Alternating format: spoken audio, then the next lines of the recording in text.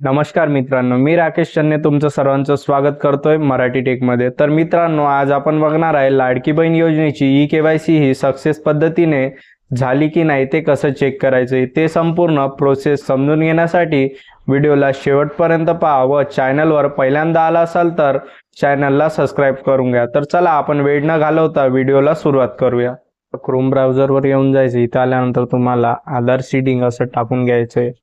मी टाकून घेतोय, तुम्ही पण टाकून घ्या। त्यानंतर तुम्हाला तुमच्या समोर एक वेबसाईट खुलून जाईल UIDAI।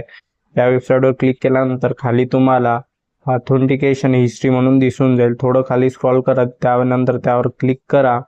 त्यावर क्लिक केल्यानंतर असा एक इंटरफेस येईल। त्यानंतर इथे कंटिन्यू इन वेबवर करून लॉग इन करून घ्या।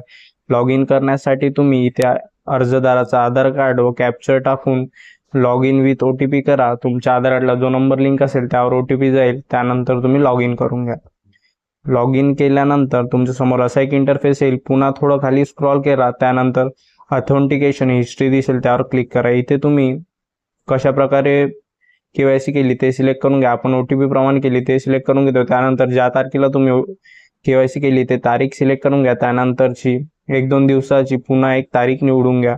मी पुन्हा 14 तारीख निवडून घेतोय। मी 12 तारखेला KYC केली। त्यानंतर फेस ऑथेंटिकेशन हिस्ट्री यावर क्लिक करा। त्यानंतर तुम्हाला खालती हिस्ट्री दिसून जाईल। तुम्ही इथे बघू शकता तुमची KYC स्टेटस ही सक्सेस दाखवत आहे, म्हणजे तुमची KYC सक्सेस झाली आहे। तुम्हाला जर PDF असेल तर डाउनलोड PDF वर क्लिक करा।